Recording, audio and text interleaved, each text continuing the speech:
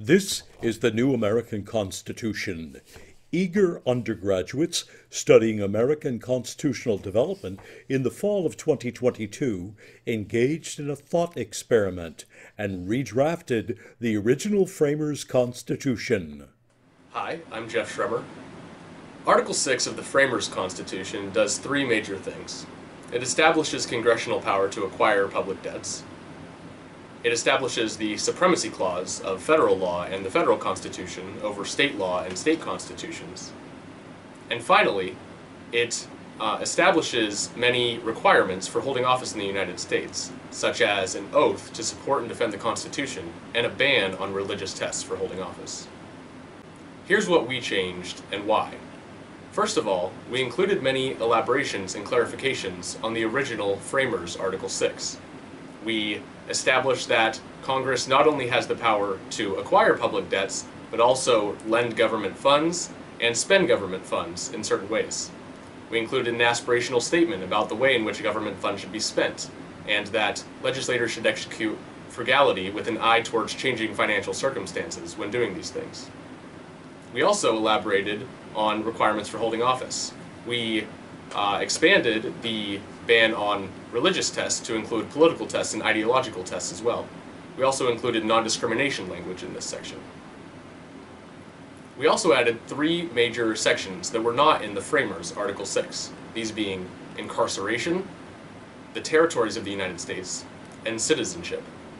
In incarceration, we stated that incarceration in the United States has two major properties. As a criminology major, I insisted that in Article 6 of the new American Constitution, we include specific language on incarceration.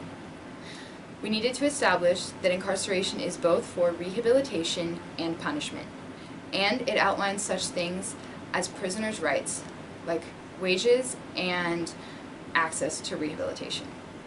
To citizenship, we drew from the 14th Amendment, and also added language which clarified Congress's power to regulate immigration, working visas, and also naturalization processes. We also added expansive language when it came to the territories of the United States, which are hardly mentioned in the Framers' Constitution. We added language about the rights and responsibilities of both the territories and the United States in a mutually beneficial relationship that includes things like military land use and representation. Here's what we didn't change and why. The main thing we didn't change from the Framers' Constitution is the Supremacy Clause, which establishes that federal law and the federal Constitution are superior to state law and the state Constitution when it comes to legal disputes.